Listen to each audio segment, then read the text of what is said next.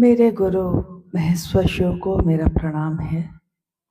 इस कालखंड के प्रथम शिव के शिष्य, हम सबों के परम आदरणीय वरेण्य गुरु भ्राता साहब श्री के चरणों में मेरा प्रणाम है।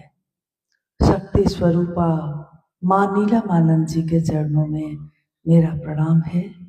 और त्रिपुरा राज्य की राजधानी अगरतला में उपस्थित इस हॉल में उपस्थित आप सभी गुरु भाई गुरु बहन के चरणों में मेरा प्रणाम है।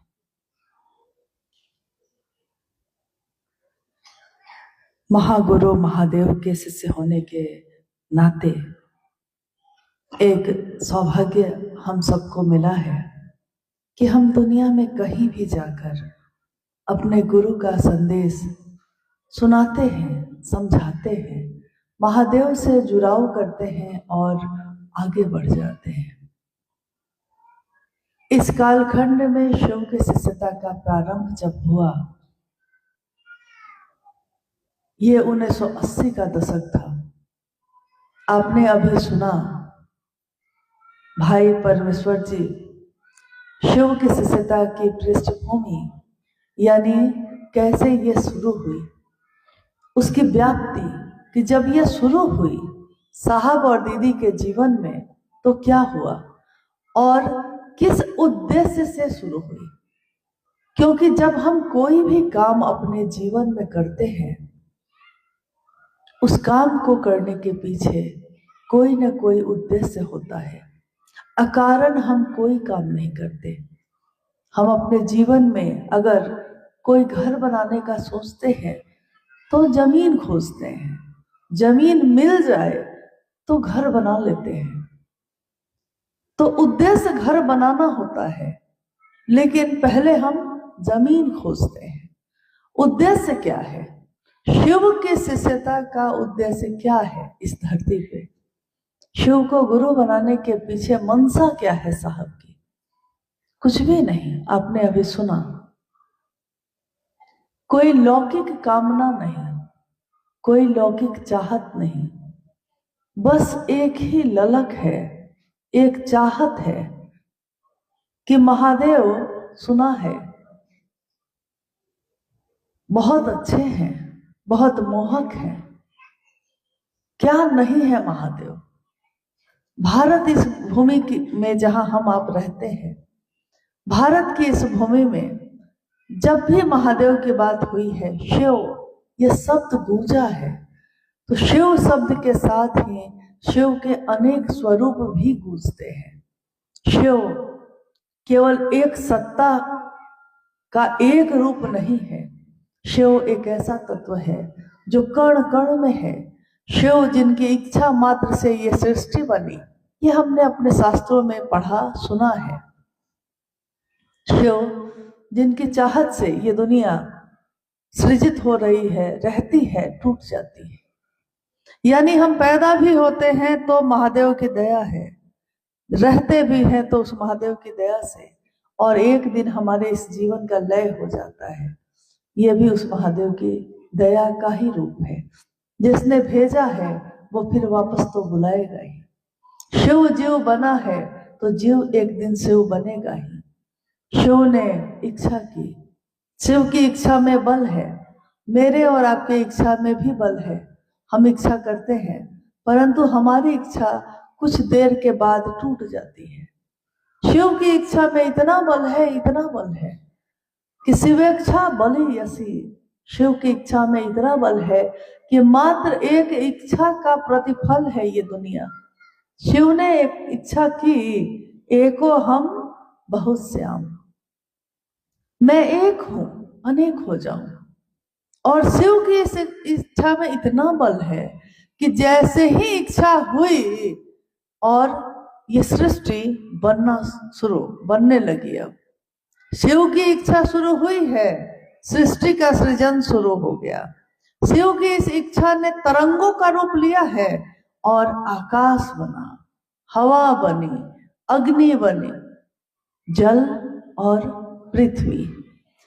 सबसे स्थूल चीज कहा गया पृथ्वी को, और सबसे सूक्ष्म है आकाश। 5 तत्वों से ये दुनिया बनी।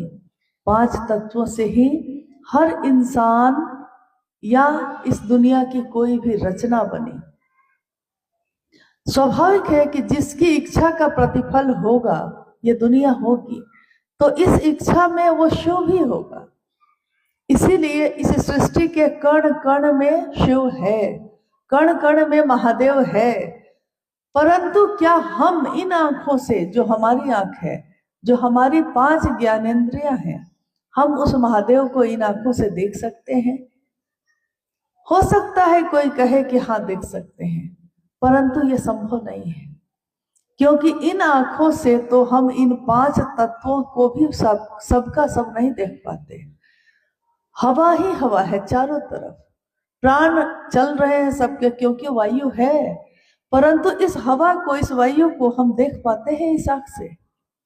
जब हम इस तत्व को भी नहीं देख पाते, तो उस तत्व को जो सूक्ष्माति सूक्ष्म है, उसको कैसे देख पाएंगे? अपनी इन आंखों से महादेव को देखना संभव नहीं, अपने इन कानों से महादेव की आवाज को सुनना संभव नहीं है।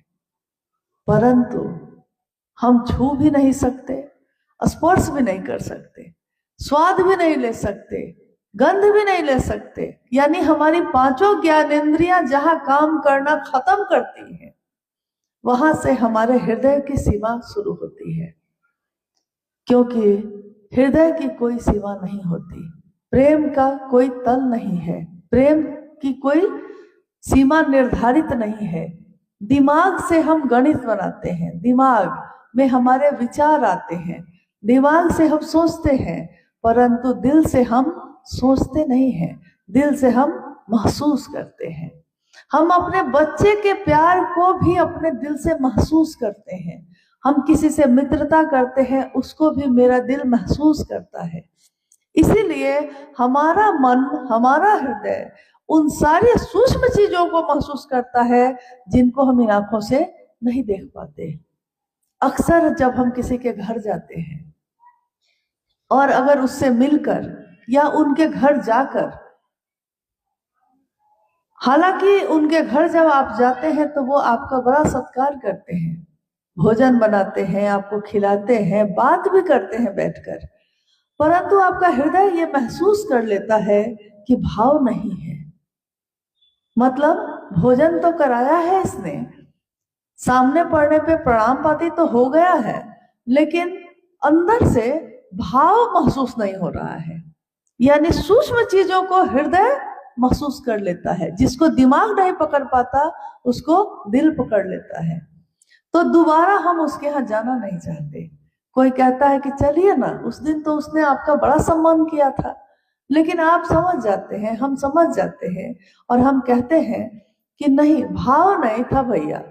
जहां भाव ही ना हो तो वहां जाकर क्या करेंगे? परंतु कहीं किसी झोपड़ी में गए हैं आप, कोई टूटे हुए घर में गए हैं, या जो सड़क पे सो रहा हो उसके पास बैठ गए हैं और उसने बहुत प्रेम से 1 गिलास पानी पिला दिया है, आप लौट आए। जीवन में हम उसको नहीं भूल पाते, जीवन भर हमको उसकी याद रहती है कि कितने भाव से पिलाया था। यानी भाव को हम भूलते नहीं, लेकिन अगर भाव ना हो तो कितना भी वैभव हो हमारे लिए किसी काम का नहीं। हम अपनी बेटी का विवाह जब करते हैं तो बेटी का विवाह भी करते हैं तो घर और लड़का बड़ा अच्छा देखकर करते हैं।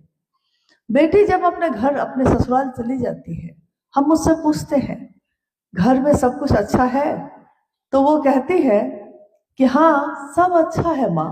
आप कहती है ना, तुम्हारी आवाज में वो बात नहीं है, तुम दुखी हो क्या? वो कहती है कि नहीं, सब कुछ तो है, घर भी तो बहुत बड़ा है, गाड़ियां भी हैं, संपत्ति भी है और कपड़े और आभूषण भी है, फिर किस बात का दुख, किस बात की पीड़ा? लेकिन माँ कहती है तुम्हारी आवाज में दुख झलक रहा है। बेटी कहती है अपनी माँ को, माँ पति का भाव नहीं देते। माँ कहती है तो बाकी तो सारी चीजें तुम्हारे लिए बेकार है। बहुत अच्छा घर मिल भी जाए, पति का प्रेम ना मिले, पति का भाव ना मिले, तो उस पत्नी के लिए बाकी सारी चीजों का कोई मोल नहीं। इसी तरह वो शिव सूक्ष्माति सूक्ष्म सत्ता है, प्रत्यक्ष अप्रत्यक्ष सारी स्थितियां परिस्थितियां शिव की ही है। ये पूरी दुनिया शिव की ही है। हम शिव की पूजा हजारों वर्षों से करते आए हैं, हमारे पूर्वज करते आए, मंदिरों की स्थापना करते रहे। हम मंदिरों पे जो मूर्तियां हैं स्थापित, उसके लिए वस्त्र का दान करते रहे, आभूषण और मुकुट का दान करते रहे। हम फल और फूल लेकर, जल लेकर और पुष्प लेकर उस मंदिर में जाते रहे, शिवलिंग पे शिव की शक्तियों पे चढ़ाते रहे। लेकिन महादेव ने कहा सब कुछ तो है, भाव नहीं है, तो ये सारे कर्म कांड, ये सारे आयोजन व्यर्थ हो जाते हैं अगर उसमें भाव ना हो।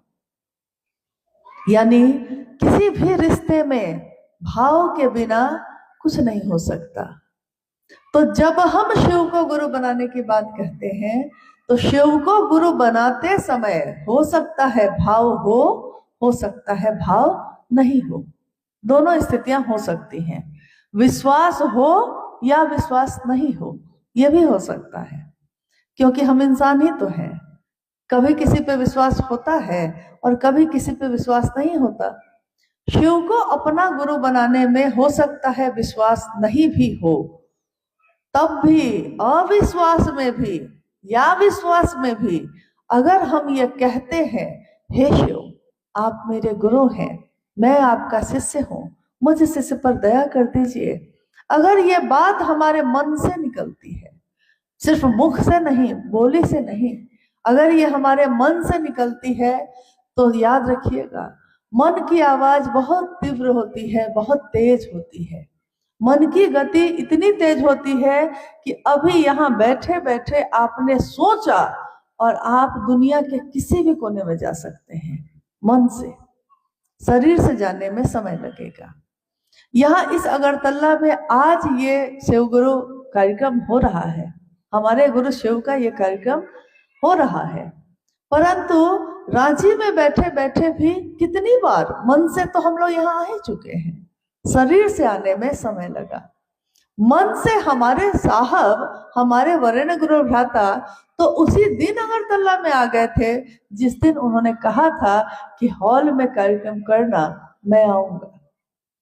इसलिए शिव के शिष्यता में जब ये कार्यक्रम आज यहाँ पहली बार इस तरह से हो रहा है, तो उसमें हमारे साहब के साथ हम लोग सब उपस्थित हैं।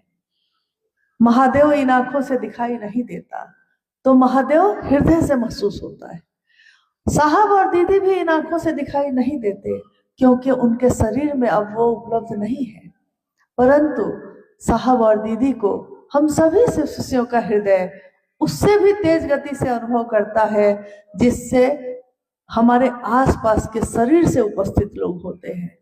हम उससे भी ज्यादा उनको अपना नजदीक समझते हैं, जितना नजदीक मेरे बगल में बैठा व्यक्ति भी नहीं होता, क्योंकि ये तो हृदय की बात है, मन से मन के जुड़ाव की बात है।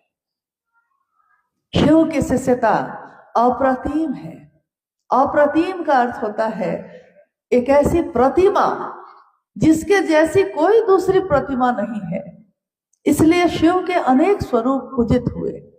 शिव महाकाल है, शिव महाअघोरेश्वर है, शिव योगियों के योगी, योगियों के भी गुरु, आदि योगी हैं, आदि गुरु हैं।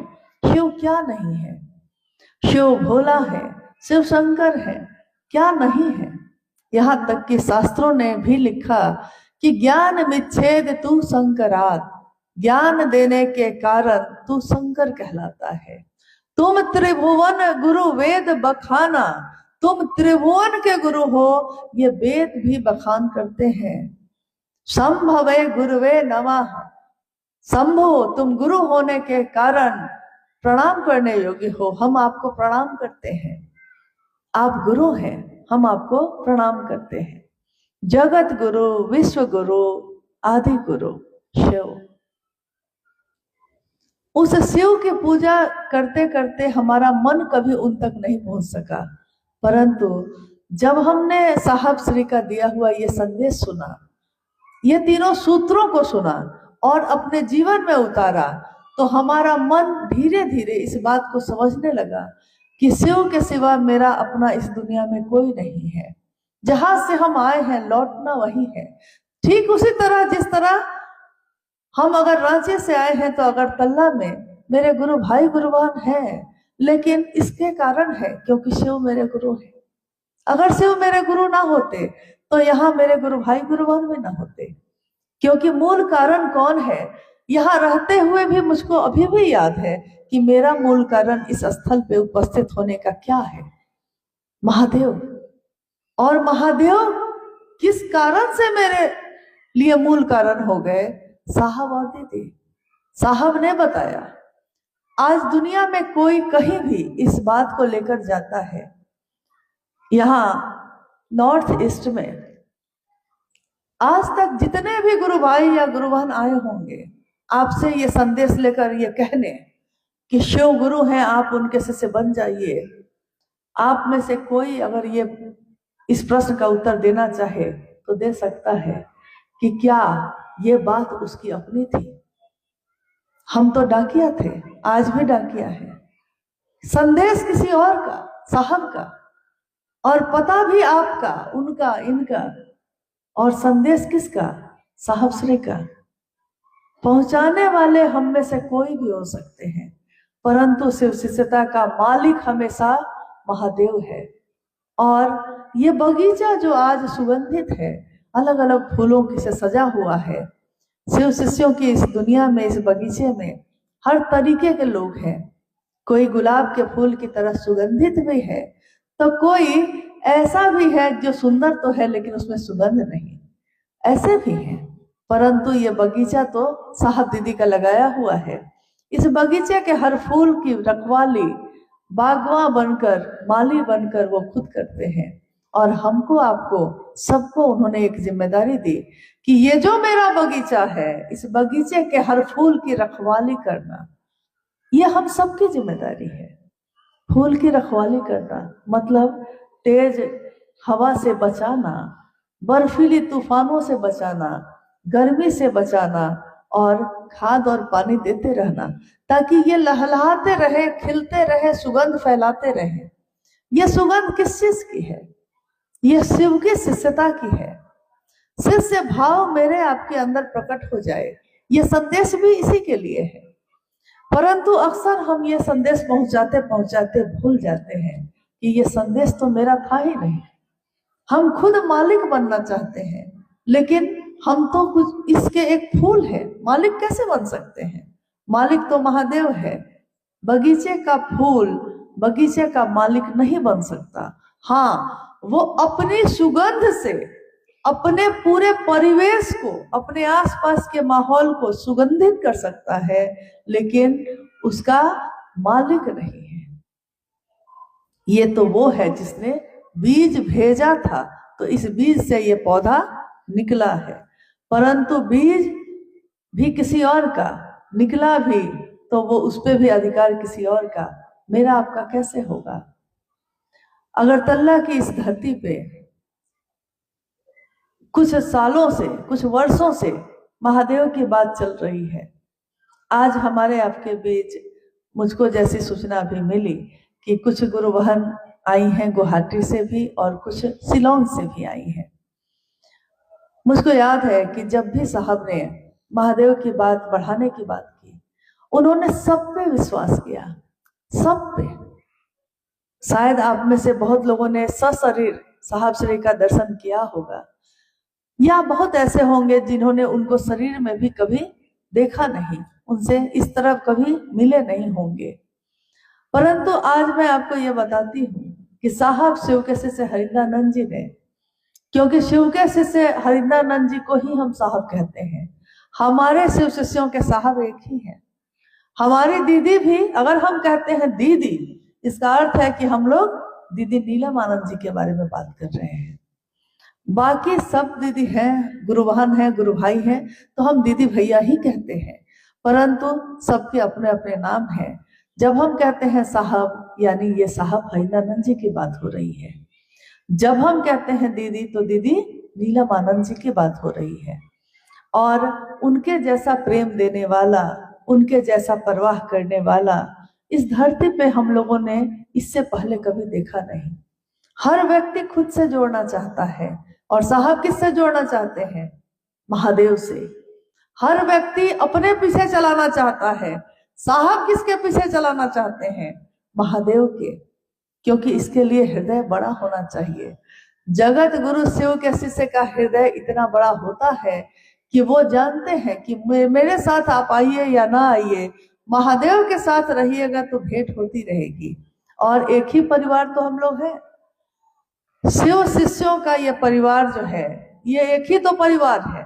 इसका हर सदस्य इस परिवार का एक हिस्सा है, परंतु ये परिवार बनाने वाले एक ही हैं, साहब और दीदी।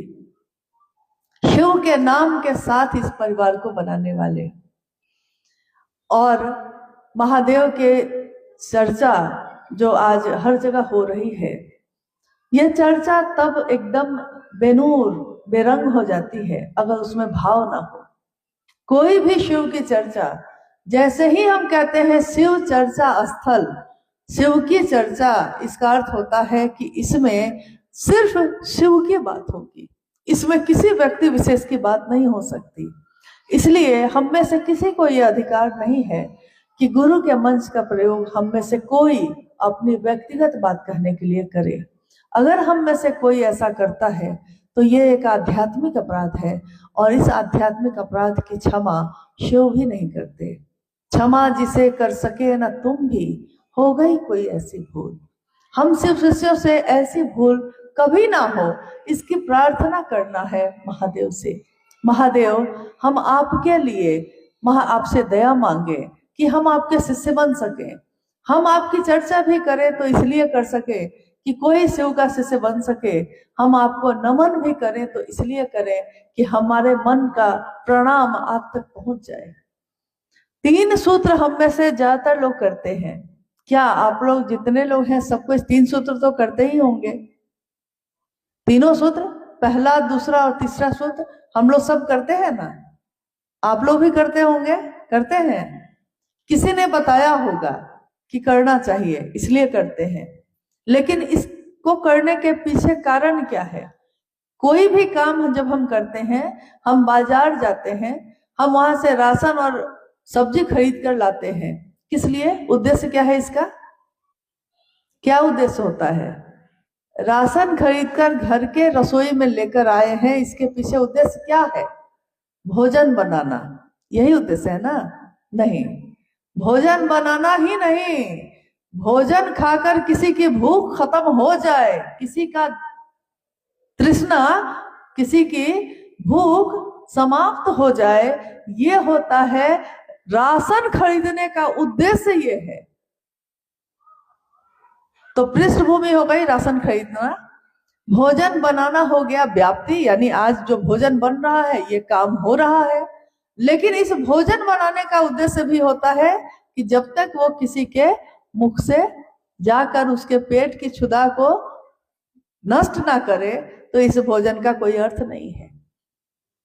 हम में से कोई ना कोई बीमार होता है और डॉक्टर के पास जाता है। डॉक्टर के पास जाने से हम कहते हैं कि डॉक्टर को दिखाना जरूरी है। डॉक्टर को दिखाने के पीछे भी एक उद्देश्य होता है, कि विशेष उद्देश्य होता है ना। डॉक्टर को दिखाने गए हैं, डॉक्टर इलाज करेंगे, जांच करेंगे, दवा देंगे, लेकिन ये दवा खाकर इसका उद्देश्य क्या होगा?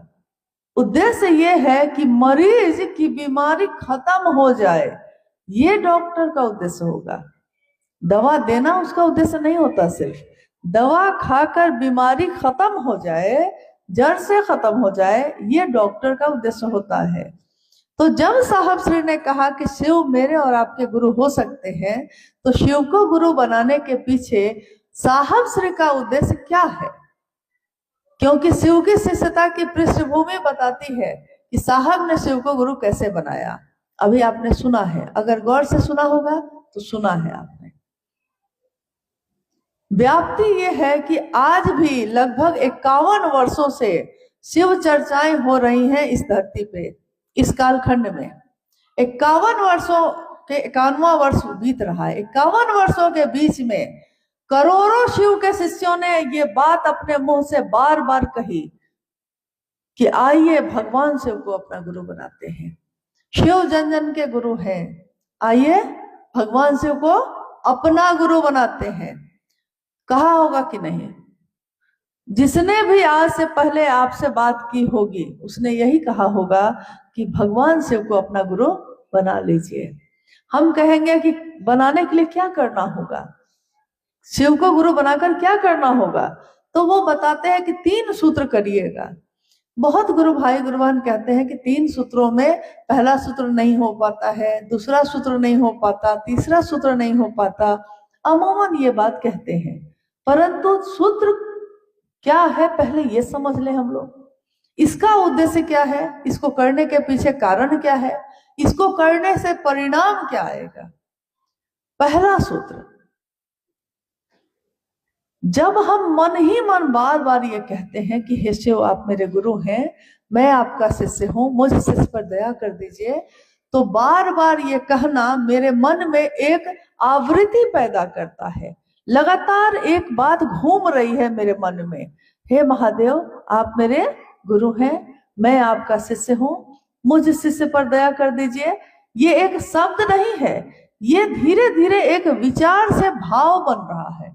एक भाव ऐसा बन रहा है जिसमें शिष्य अपने गुरु से कहता है कि मुझको अपना शिष्य बना लीजिए, दया करिए मेरे ऊपर। हमारा स्वभाव क्या है जगत में कि हमारे अंदर पुत्र का भाव, पुत्री का भाव, माँ का भाव या मित्र का भाव प्रकट हो जाता है, परंतु जब हम शिव की बात करते हैं, ईश्वर की बात करते हैं, तो हमारे अंदर वो भाव प्रकट करने हमको नहीं आता।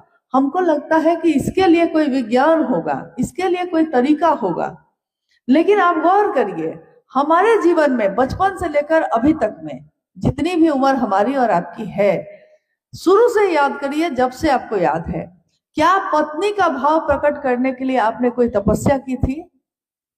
जब हमारा विवाह हुआ तो मेरे अंदर पत्नी का भाव प्रकट हो गया खुद। जैसे ही पता चला कि ये व्यक्ति मेरे पति होने वाले हैं, मेरे अंदर पत्नी का भाव प्रकट हो गया। इसके लिए मैंने कोई तपस्या नहीं की, इसके लिए मैंने कोई सूत्र नहीं किया। क्या आपने किया कभी? पत्नी का भाव कहाँ था इससे पहले? यानी जन्मजात ही था हमारे अंदर ही। जैसे ही सामने वो सत्ता आई जो पति है, तो पत्नी का भाव प्रकट हो गया। जैसे ही कोई ऐसा आया जो मेरा मित्र है, तो मेरे अंदर भी मित्रता का भाव प्रकट हो गया।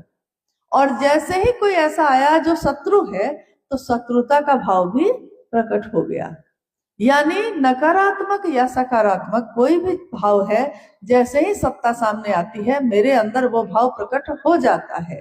तो जैसे ही ये संदेश, ये विचार हमारे आपके तक पहुंचता है कि शिव मेरे गुरु हैं, आपके भी हो सकते हैं, आइए भगवान शिव को अपना गुरु बनाए, तो ये विचार हमारे अंदर एक क्षण में शिष्य भाव को प्रकट कर देता है। लेकिन अगर ये नहीं कर पाता, तो स्वस्फूर्त शिष्य भाव के जागरण के लिए पहला सूत्र है शिष्यानुभूति। एक किताब है छोटी सी, जो साहब ने 1990 में छपवाई थी, पहली बार पटना में थे साहब उस समय। और शिष्यानुभूति में उन्होंने लिखा है कि पहला सूत्र करना हमारे मन में शिष्य भाव के जागरण की अद्भुत विधा है। स्वस्फूर्त यानी खुद ही प्रकट हो जाएगा। अब आपको इसके लिए कोई तपस्या नहीं करनी है, और जैसे ही प्रकट होगा तो फिर कहते हैं कि अगर किसी के लिए प्रेम पैदा हो गया, उसके बाद कुछ नहीं करना पड़ता। प्रेम पैदा हो गया, प्रकट हो गया, तो अब वो रातों को खुद ही जगता है। अब वो रास्ते पे खुद ही खड़ा होकर इंतजार कर रहा है। अब उसकी रातों की नींद उड़ गई है। प्रेम प्रकट हो जाए तो शिव से जुड़ाव हो जाएगा। इसके लिए दूसरा सूत्र है कि मेरा जो ध्यान पूरी धरती पे बिखरा हुआ है, यहाँ भी है, वहां भी है, वहां भी है, तो सबके प्रति हम भक्त नहीं बन सकते। हमारी भक्ति किसी एक के लिए ही होगी। व्यभिचारी भक्ति अध्यात्म में नहीं चलती। अध्यात्म में एक निष्ठता चलती है, एक निष्ठता, यानी एक के प्रति निष्ठा। मेरा हृदय जो विश्वास करता है, जो कृतज्ञता है मेरी, जो एहसान मानते हैं हम, वो किसी एक के प्रति ही होगी। तो अध्यात्म में एक निष्ठता, समर्पण, समर्पण यानी झुके रहना। तो बताइए, शिव मेरे गुरु हैं आज, इसके लिए हमको किसके प्रति एक निष्ठता रखनी चाहिए? अगर ये प्रश्न आया तो आपका जवाब क्या होगा? किसके प्रति रहना चाहिए? बहुत धीरे बोल रहे हैं, लगता है डरते हैं क्योंकि यहाँ भय किससे है? किससे भय है? अगर आपको लगता है कि कोई व्यक्ति कुछ कर लेगा, तो याद रखिएगा कि तांत्रिकों के तांत्रिक भी हमारे गुरु शिव हैं, और हमारे गुरु शिव से बड़ी ताकत किसी के अंदर नहीं है। महादेव से न बिगड़ जाए मेरा नाता, चिंता इसकी करिए। व्यक्ति से बिगड़ जाएगा तो कोई दिक्कत नहीं है, वो तो ऐसे भी बिगड़ना ही है। जिंदगी भर कोई किसी के साथ नहीं रहता, जिंदगी भर कोई किसी का साथ नहीं देता। तो महादेव से मेरी बात बन जाए, इसके लिए हमारी निष्ठा शिव की, शिष्य की शिव के लिए होगी, और जिसने इस रिश्ते को बनाया है, जिसने ये संदेश दिया है, उनके लिए होगा। ना तो मेरे लिए होगा, ना तो उनके लिए, ना तो उनके लिए। एकमात्र एक ही सत्ता है जिसकी ये बात है, निष्ठा भी उसी के लिए होगी। समर्पण यानी झुकने की विधा है। जो जितना बड़ा होता है उतना झुकता है, और जो जितना छोटा होगा उतना ही अकड़ता है। ये तो लक्षण बताते हैं। जो बड़ा है, मतलब बड़ा मतलब क्या? क्या दुनिया में बहुत बड़ा बंगला गाड़ी हो जाएगी तो हम बड़े हो जाएंगे? नहीं, दुनिया में इसका आकलन होता है, परंतु आध्यात्म की धरती पे आकलन होता है कि आपका स्वभाव शिव भाव में बदला कि नहीं। स्वभाव मतलब स्वभाव हमारा है कि हम जगत में किसी के लिए नफरत रखते हैं, किसी के लिए प्रेम रखते हैं, लेकिन शिव भाव की शिखर की तलहटी में आते ही हमारा ये सारा स्वभाव शिव भाव में बदल जाता है, और सारी संकीर्णता तिरोहित हो जाती है। इसीलिए शिव की शिष्यता के बारे में साहब श्री ने कहा कि शिव की शिष्यता जाति, धर्म, लिंग, वर्ण, संप्रदाय सबसे परे की चीज है। जैसे ही हम कहते हैं शिव और शिव का शिष्य, यानी ये किसी जाति की बात नहीं हो रही है, ये किसी धर्म की बात नहीं हो रही, ये किसी व्यक्ति विशेष की बात नहीं हो रही है, ये किसी पुरुष या स्त्री की बात नहीं हो रही है, ये किसी कुरूप या खूबसूरत व्यक्ति की बात नहीं हो रही है, ये एकमात्र शिव की बात हो रही है। और ये पूरी दुनिया, पूरा आकाश शिव का है, सब इस आकाश के नीचे ही है। तो कोई भी चीज जो दूसरी होगी वो इस आकाश के नीचे ही होगी। साहब श्री के संदेश को सुनकर आज हमारा जीवन शिवमय हो रहा है। शिव की चर्चा शिव के लिए करना सिखाया उन्होंने। उन्होंने कभी नहीं कहा कि शिव की चर्चा इसलिए करना कि तुम्हारा अपना एक क्षेत्र बन जाए, तुम्हारा अपना एक समुदाय बन जाए, तुम्हारे अपने लोग बन जाए। साहब ने कहा शिव की चर्चा शिव के लिए, शिव के लोग बन जाएं, इसके लिए करना। तुम्हारा मेरा बन ही जाएगा तो क्या फायदा होगा। कितनी बार ऐसा हुआ कि चर्चा कर रहे हैं साहब, बोल रहे हैं, और हम लोग जो बैठे हैं तो हम लोग का भी नाम लेने लगे उसमें। उन्होंने कहा कि कोई मेरा, साहब चर्चा कर रहे हैं और साहब कह रहे हैं कि कोई मेरा आदमी बन गया, कोई इनका बन गया, कोई उनका बन गया, कोई उनका बन गया, कोई महादेव का क्यों नहीं बना। मैं हमेशा यही सोचता हूँ। तो लोगों के जाने के बाद साहब हमेशा हंसते और कहते कि आप लोग का नाम लिए हैं तो आप लोग को दुख नहीं ना हुआ है। तो हम लोग कहते हैं कि जी नहीं, आपके मुंह से किसी भी तरह नाम निकला यही बड़ी बात है। तो साहब ने कहा कि देखो तुम लोग छोड़ के भागोगे नहीं, ये मैं समझ गया हूं, इसलिए तुम लोग का नाम ले लेता हूं, क्योंकि अगर सामने वाले का नाम लेता तो वो छोड़कर भाग जाता। नहीं, क्योंकि उसको तो लगता है कि मेरा नाम लेके कह रहे हैं कि मेरा आदमी बन गया, बुरा लग जाएगा उसको। भाई आपको बुरा न लगे, लेकिन अगर यहाँ पे मेरे 500 लोग हो ही जाएंगे तो क्या हम शिव से बड़े हो जाएंगे? क्या हम साहब दीदी से बड़े हो जाएंगे? और इससे हमको क्या हासिल होगा? लेकिन अगर वो सारे के सारे लोग शिव के बन जाएंगे तो मेरे भी रहेंगे। ऐसा थोड़ा ही है कि शिव के बन जाएंगे तो हमको छोड़ देंगे, उनको छोड़ देंगे। जो शिव का बनेगा वो सबका होगा, क्योंकि उसका स्वभाव अब शिव भाव की तरह बदल गया। महादेव सबके लिए झुकते हैं, महादेव सबके लिए करुणा बरसाते हैं। महादेव को दुनिया ने क्या दिया था? जब समुद्र में मंथन हो रहा था तो मंथन में हलाहल विष निकला। इतने देवी देवता हैं, धरती पे इतने लोग हैं, आकाश में इतने लोग हैं, लेकिन जब हलाहल विष निकला तो उस हलाहल का पान किसने किया था? अच्छा, महादेव ने किया था, ये पता है ना आपको? महादेव ने किया। क्यों? महादेव कह सकते थे ना, क्यों मेरे ही पास लाया विष? क्या मैंने तुमको विष दिया हमेशा? तो मेरे पास विष लेकर क्यों आए तुम? महादेव कह सकते थे कि नहीं? लेकिन उन्होंने नहीं कहा।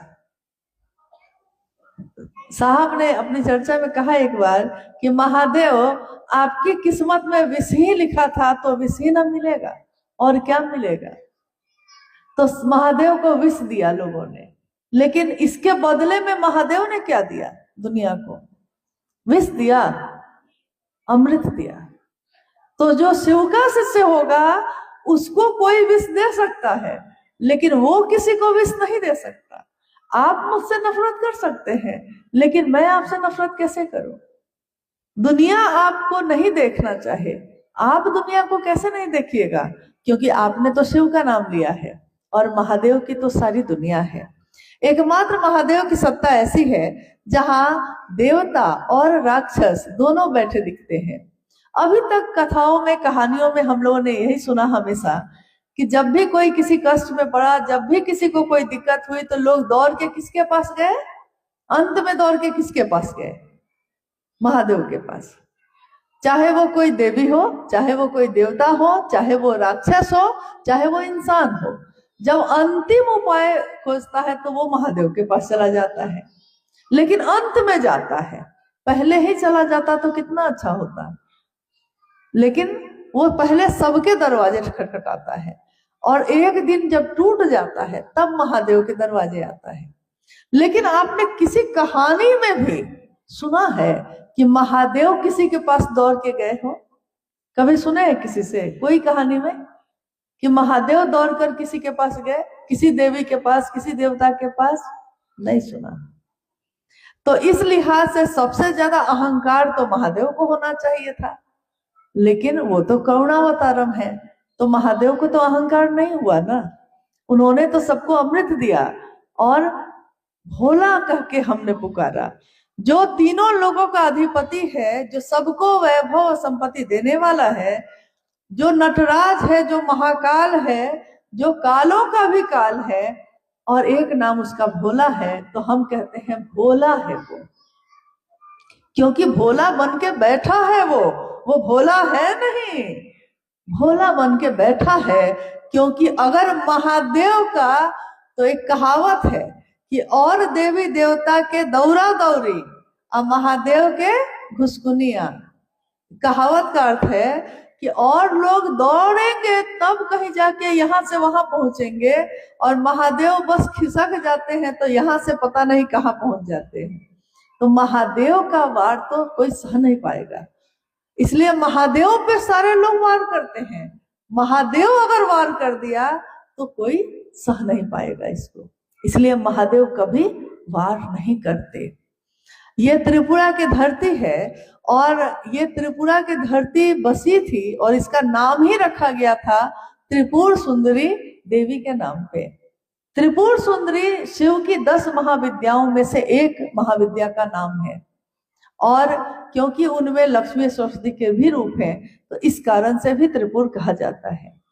शिव की शक्तियों के रूप आपने देखे होंगे, डरावने हैं, यानी एकदम काला रंग, वर्ण काला है, जीभ काली है, आंखें काली है, मतलब एकदम लाल चढ़ी हुई, जैसे कि रुद्र रूप है, जैसे उग्र रूप है, परंतु हृदय बहुत ही कोमल है।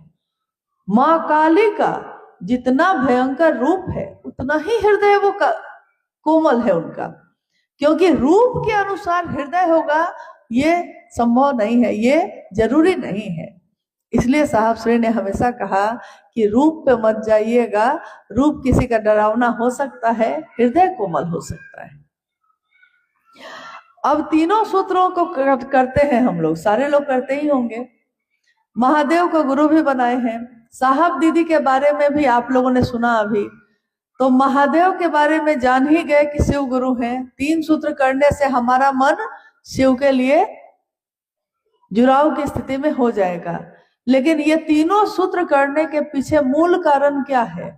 क्योंकि ये तीनों सूत्र सहायक क्रिया है, सहायता करती है, मदद करती है हमारी एक मूल काम को करने में, एक मूल उद्देश्य की पूर्ति में। मतलब ये सारे जो आयोजन है हमने किए हैं, अगर हमने बैंड बाजा बुक किया है, हमने जो बाराती के ठहरने की व्यवस्था की है, ये सारा आयोजन किस लिए है? मूल कारण क्या है? कि बेटी का विवाह होना है। तो ये तीनों सूत्र जो हम करते हैं महादेव को गुरु बनाकर, इन तीनों सूत्रों का मूल उद्देश्य क्या है? शिष्य का अस्थाई भाव हो जाना, अस्थाई शिष्य भाव हो जाना ही इसका मूल उद्देश्य है।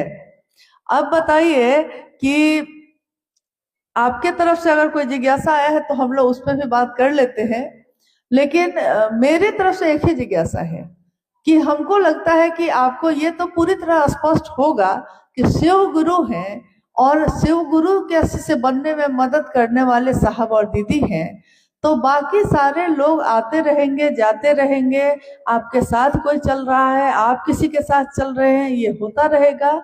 लेकिन हमारी एक निष्ठता होनी चाहिए सिर्फ महादेव और साहब दीदी के लिए, जिनके कारण शिव शिष्य बन पाए हम इस धरती पे। कि भारत भूखंड पर गुरु और सदगुरुओं का भरमार है, फिर आज ये जगत गुरु शिव की बात क्यों? हाँ, एक ये जिज्ञासा है महत्वपूर्ण कि भारत भूखंड पे गुरु परंपरा की भरमार है, गुरु और शिष्य परंपरा इसकी भरमार है, फिर आज ये शिव के गुरु स्वरूप की बात क्यों हो रही है? भारत भूखंड पे गुरु की भरमार है, ये बात सही है, शरीरधारी गुरुओं की कोई कमी नहीं है, लेकिन कोई शरीरधारी गुरु भी एक दिन शरीर में नहीं रहते, तब हमको अंतर होना पड़ता है, अपने मन को उनसे मिलाना पड़ता है। मान लीजिए आपने कभी किसी शरीरधारी गुरु को गुरु माना होगा, लेकिन अगर वो बाद में शरीर में नहीं रहते हैं, फिर भी उनकी परंपरा शिष्य की चलती ही रहती है, क्योंकि शिष्य मन से मिलता है अपने गुरु से, और सही गुरुओं का अभाव भी है। प्राचीन समय में ऐसे बहुत सारे ऋषि मुनि या ऐसे गुरु हुए जिनके कारण धरती के लोग अच्छा जीवन जी पाए। कभी किसी ने कहा कि त्रेता युग है, ये सतयुग है ये, लेकिन आज जो युग है ये कलयुग है, और कली युग में ऐसा नहीं कि सारा कुछ खराब हो गया है। हालांकि शिव पुराण में शास्त्र ने कहा कि एक दिन ऐसा आएगा जब जगत के लोग धर्म से विमुख हो जाएंगे, गुरु और शिष्य परंपरा भी जाती रहेगी, और पाप और अनाचार का बोलबाला हो जाएगा। परंतु उस समय भी एक ही चीज हम सबके बीच बचेगी, एक ही विकल्प, एक ही चीज बचेगी, नमः शिवाय। शिव पुराण ये कहता है, आज का तो नहीं है, हजारों साल पहले लिखा गया ये ग्रंथ ये बता रहा है, आज ये घटित हो रहा है। कि आज हम जैसे मानव के पास एकमात्र विकल्प है शिव की शिष्यता, यानी शिव को जो हम प्रणाम करते हैं नमः शिवाय से, नमः शिवाय में शिव का मंत्र है, ये तो शिव का चैतन्य है जो हमारे मन में, हमारे चैतन्य में होता है, हम अक्सर उसी की बात करते हैं। अभी देखिए मुझको एक घटना याद आई जो साहब और दीदी ने अपने जीवन की बताई। उन्होंने कहा कि अगर महादेव आपके मन में रहेंगे, मन में अगर महादेव हैं, तो आप कहीं भी जाइएगा, आपके सारे ध्यान का केंद्र महादेव हो जाएंगे, चाहे आप कार्यालय में बैठिए, चाहे आप किसी काम में रहिए। हुआ ये कि एक घटना हुई कि साहब उस समय पटना में पोस्टेड थे, तो वो अपने कार्यालय जा रहे थे। जब 10 बजे से 6 बजे तक वो अपने कार्यालय में, क्योंकि आप जानते हैं कि साहब हरिंदरानंद जी जब रिटायर्ड हुए तो ज्वाइंट सेक्रेटरी कैबिनेट के तौर पे रिटायर्ड हुए थे। उसके साथ साथ उन्होंने महादेव के नाम का अलख जगाए रखा और करोड़ों लोग आज महादेव की सोच पे खड़े हैं, चल रहे हैं। तो उस दिन हुआ ये कि जब वो कार्यालय के लिए निकलने लगे तो माँ नीलम आनंद जी ने, गृहस्थ भी हैं, वो गृहस्थ भी हैं क्योंकि महादेव गृहस्थों के भी आदर्श हैं। साहब और दीदी क्या है, गृहस्थ भी हैं, 3 बच्चे भी हैं उनको।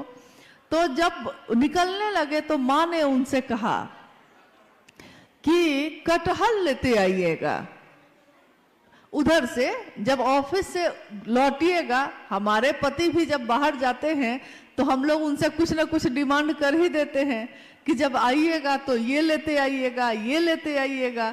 तो माँ ने कहा कि कटहल लेते आइएगा। कटहल क्या है, एक सब्जी है, फल भी माना जाता है उसको, कटहल ही तो है, लेते आइएगा। साहब ने कहा कि लेता आऊंगा। अपनी जीप में बैठे, जिप्सी में कार्यालय चले गए। साहब ने कहा कि रास्ते में मैं दोनों तरफ सब्जी वाले को देखता रहा कि कटहल है कि नहीं है।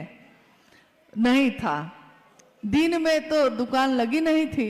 सोचा कि कार्यालय जाकर चपरासी को भेजूंगा। कार्यालय में गए, उन्होंने चपरासी को बुलाया और कहा कि बाजार में जाके देखो तो कि कटहल आया है कि नहीं। चपरासी बाजार चला गया, लौट के आया, उसने कहा जी अभी नहीं आया है। फिर साहब काम में व्यस्त हो गए। फिर अब शाम में जाना है, चपरासी से फिर बुला के कहा अब देखो तो कि आया कि नहीं कटहल बाजार में। चपरासी फिर गया, उसने कहा आ गया है सर। उधर से कटहल लेके आए, गाड़ी में रखी गई। कहा एक ज्वाइंट सेक्रेटरी कैबिनेट और कहा वो कटहल के लिए परेशान हो रहे हैं। साहब ने कहा क्या मैं कटहल के लिए परेशान हो रहा था? नहीं, मेरे ध्यान में नीलम थी, मेरे ध्यान में नीलम थी। तो नीलम ने क्या कहा है ये भी मेरे ध्यान में था। मेरे ध्यान में शिव होंगे तो शिव ने क्या कहा, साहब दीदी ने क्या कहा, ये भी मेरे ध्यान में होगा। तो इसीलिए साहब ने कहा कि वो कटहल मेरे मन में घूमता रहा, जबकि मैं उतना पसंद भी नहीं करता, लेकिन कटहल नीलम ने कहा। महत्वपूर्ण यह है कि किसने कहा। तो यहाँ जब हम शिव को गुरु मानते हैं तो महत्वपूर्ण यह है कि हमने किसके कहने से माना, कौन है जो हमारे दिन और रात में भी हमारा साथ नहीं छोड़ता, जो हमारे चित्त में हमेशा विराजमान रहता है, जिसके लिए हम कहते हैं महादेव साहब दीदी बैठे हैं मेरे सीने में। हम ये कहते ही रहते हैं क्योंकि हमारे मन का ध्यान भी उन्हीं के आसपास घूमता रहता है, घूमता रहता है। तो हमको याद रहता है कि साहब ने क्या कहा, क्यों कहा, क्या करना चाहिए हमको। अगर हमको याद ना रहे तो हमको ये भी याद नहीं रहेगा कि उन्होंने क्या कहा। ये याद इसीलिए है क्योंकि वो भी याद है। नहीं, एक जिज्ञासा है, एक ये बहुत सारे गुरु बहनों और गुरु भाई की जिज्ञासा है कि दीदी हम लोग कई बार विचार योजना बनाए कि जाएंगे रांची, नहीं जा पा रहे हैं, रुकावट कहाँ आ रही है? चाहता हूं लेकिन हम लोग रांची नहीं जा पा रहे हैं, कृपया कुछ आप बताएं। जिज्ञासा आपने सुनी है कि जिज्ञासा ये है कि कुछ गुरु बहनों की है कि वो लोग हर कुछ दिन के बाद तैयारी करते हैं कि रांची जहाँ साहब का स्थल है उपवन, हम लोग हर धाम जाते हैं, मेरे साहब की जगह है, हम लोग वहाँ भी जाना चाहते हैं, तो हम लोग तैयारी कर लेते हैं लेकिन जा ही नहीं पाते हैं। तो रुकावट कहाँ आ रही है? रुकावट कहीं नहीं होती।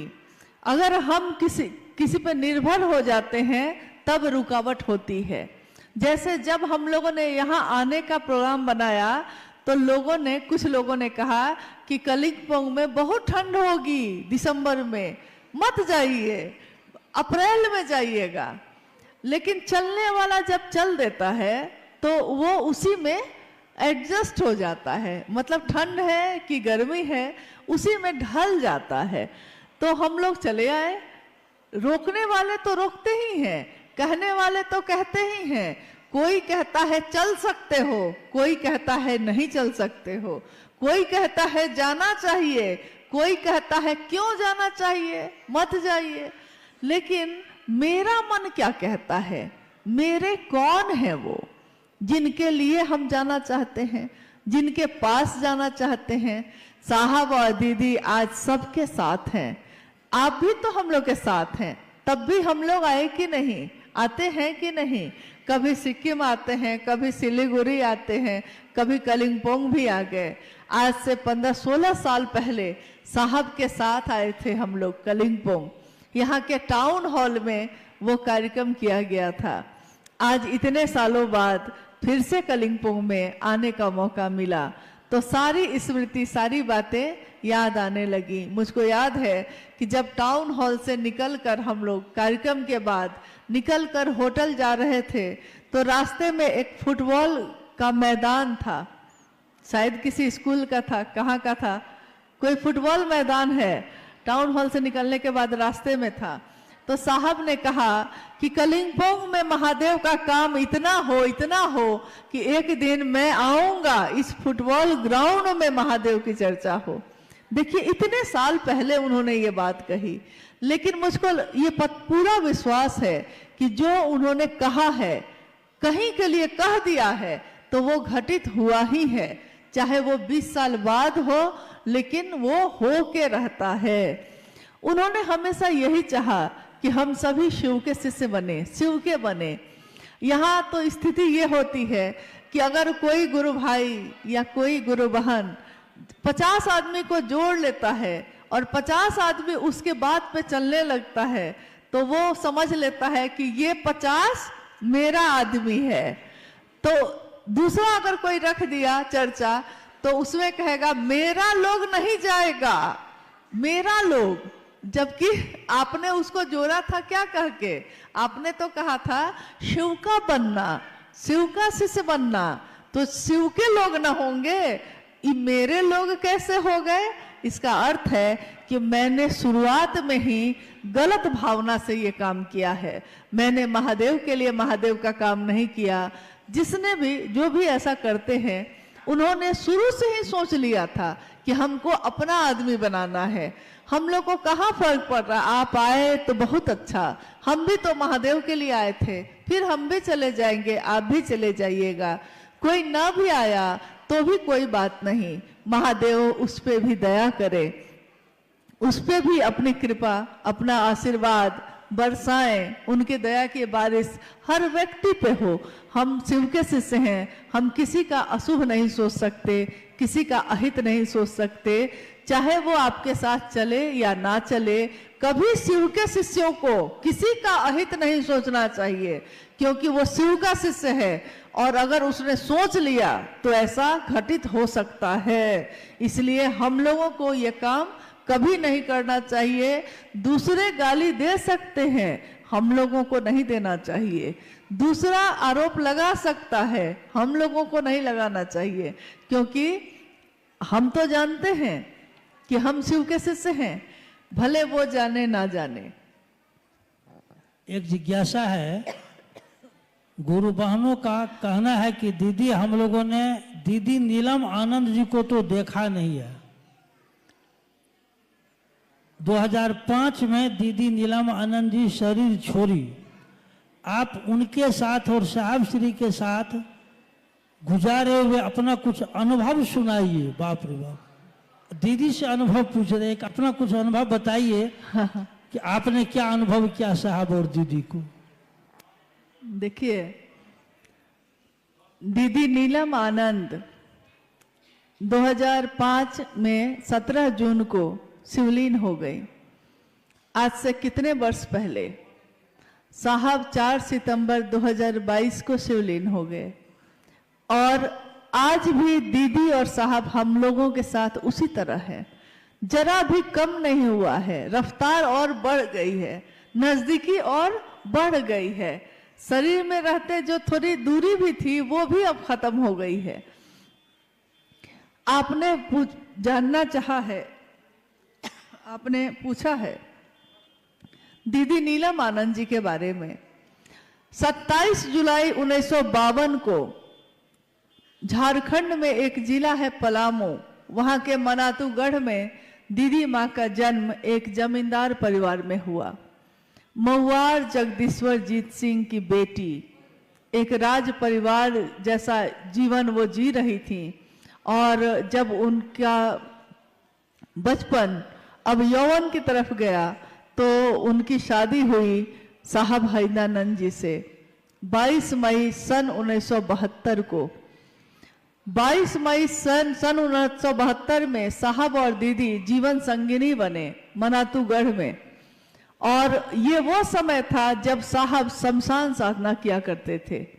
उन्होंने अपने जीवन के 12 वर्ष के बाद से 12वें वर्ष के बाद ही लगातार शमशान कब्रिस्तान साधना, कुंडलनी जागरण, योग, तंत्र, मंत्र, यंत्र, जितनी तरह की विधाएं होती हैं सबको आजमा लिया था। परंतु जब उनका विवाह हुआ मां नीलम आनंद से, तो मां ने देखा कि मेरे पति एक तरफ साहब कानून की पढ़ाई कर रहे थे और एक तरफ वो शमशान साधना कर रहे थे। तुलना नहीं है, विसंगतियों में संगति की स्थापना करते हैं शिव। इसी तरह उनके जीवन को भी देखते हैं हम लोग तो अनमिल आखर जैसा है, विसंगतियों में ही संगति की स्थापना है। उन्होंने शमशान साधना भी जाना जारी रखा और साथ साथ उन्होंने कानून की पढ़ाई भी करना जारी रखा। सन 1974 में जब साहब श्री ने शिव को अपना गुरु बनाया, आरा के गांगी नामक स्मशान में जब वो बैठे थे अर्धरात्रि में, और अर्धरात्रि में उनके मन में ये आवाज गूंजी थी कि गुरु भगवान होते हैं तो भगवान गुरु क्यों नहीं है। उन्होंने शिव को अपना गुरु बनाया था।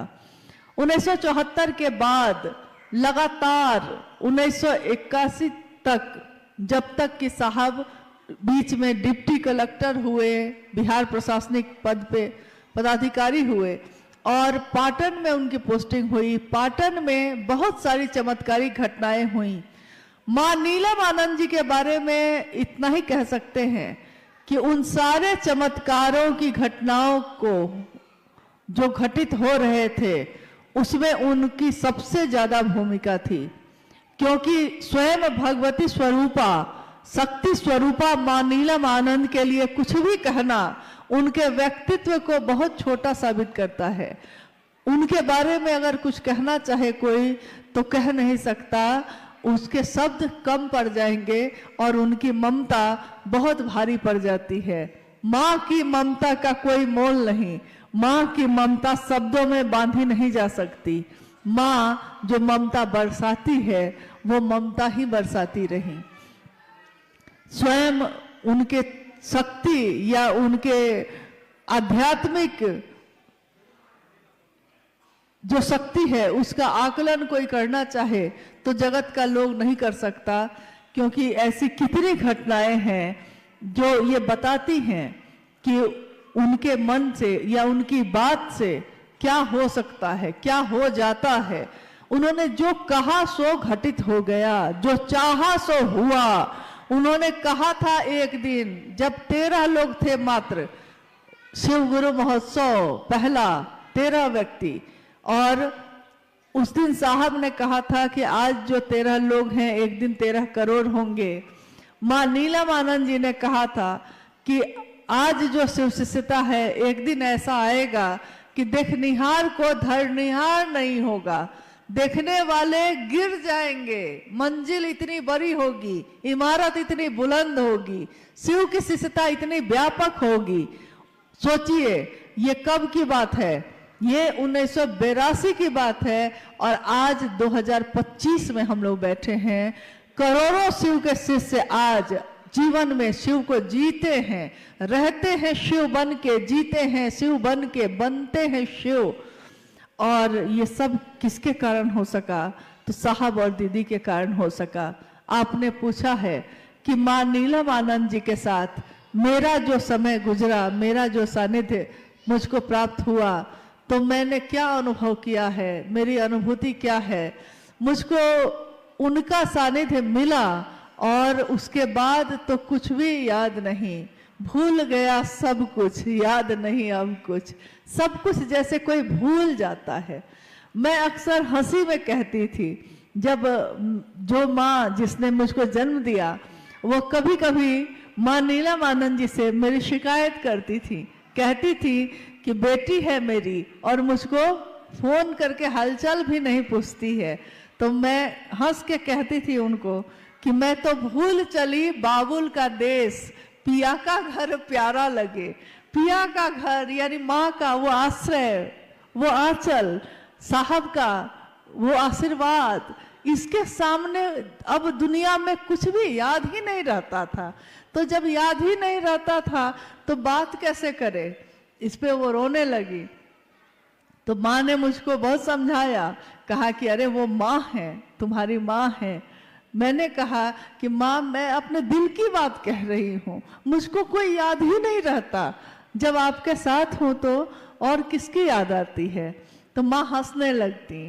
कितनी यादें हैं, कितनी स्मृतियां हैं, लेकिन यही कहूंगी कि उनकी अनुभूतियों को शब्दों में बताना नामुमकिन है, मुश्किल है, संभव नहीं है। फिर भी उन्होंने जो दिया है, उन्होंने किसी में कभी भेद नहीं किया। मैंने देखा माँ नीलम आनंद जी को कि उनकी 3 संतान यानी 2 बेटे 1 बेटी है, परंतु उन्होंने हम सबको, सभी शिव के शिष्यों को, शायद आपने सुना भी होगा, मेरी शादी जब हुई उस दिन ही मंडप पे ही मेरे शिव के शिष्य होने की घोषणा हुई थी। सभी शिव शिष्यों को माँ नीलम आनंद जी ने एक जैसा ही प्रेम दिया, कभी भेद नहीं किया। तो शिव के लोग शिव जैसे ही होते हैं, शिव कभी भेद नहीं करते। शिव के आंचल में, शिव की गोद में देवता भी बैठते हैं, राक्षस भी बैठते हैं। शिव अगर अमृत देते हैं तो वो सबके लिए देते हैं, वो किसी एक को चुनकर नहीं देते। तो साहब और माँ नीलम आनंद जी ने सबको एक समान रूप से अपना दान दिया, अपना आशीर्वाद दिया। ये चाहा कि हम शिव के शिष्य बने, हमेशा बने रहें। माँ नीलम आनंद जी के साथ एक कार्यक्रम में जब ये वो गई थी तो उन्होंने कहा था उस कार्यक्रम में कि मैं शिव की शिष्या हूँ, मैं आपके लौकिक कांटों को चुन लूंगी। मतलब आपके जो लौकिक जगत है सबको कहा कि आप सब जो शिव के शिष्य हैं, आपके जीवन के लौकिक कांटों को, कष्टों को मैं चुन लूंगी, छाया बनकर आपके साथ सदैव रहूंगी, बशर्ते गुरु कार्य में बेईमानी नहीं। ये बात उन्होंने बार बार कही कि एक शर्त एक ही है मेरी कि गुरु कार्य में बेईमानी मत करिएगा, गुरु का काम, गुरु का नाम गुरु के लिए लीजिएगा, गुरु के ही होके रह जाइएगा, और छाप तिलक सब छीनी रे तो से नैना मिला के हम सारे छाप तिलक जो जगत के हैं भूल जाते हैं जब हमारा मन शिव से लगता है। तो हम सब शिव के शिष्य बने रहें और कुछ नहीं है, हाँ, चलते रहें। जीवन में जब भी मिलना हो इसी तरह गुरु भाई गुरु बहन बन के हम लोग मिलते रहें। कुछ अपने हैं, कुछ क्या कहेंगे, कुछ कांटे हैं, कुछ कलियां हैं, और इन कांटों और कलियों के बीच ही शिव की शिष्यता है। शिव की शिष्यता कीचड़ में कमल के जैसा है। दुनिया अगर कीचड़ है तो शिव की शिष्यता कमल का फूल है। दुनिया अगर कांटे चुभाती है तो महादेव की असीम दया कांटों पे चढ़ के गुलाब को खिलाती है। दुनिया गुलाब को देखती है, कांटों को कोई देखता भी नहीं। तो हम सब भी गुलाब की सुंदरता को देखें, शिव की शिष्यता की सुगंध से सराबोर हों, यही कामना मेरी है। और अपने साहब और दीदी से, अपने गुरु महादेव से यही आशीर्वाद मांगती हूँ कि हम सभी शिव शिष्यों का जीवन शिवमय हो, सुखमय हो। आप सभी के चरणों में मेरा प्रणाम है।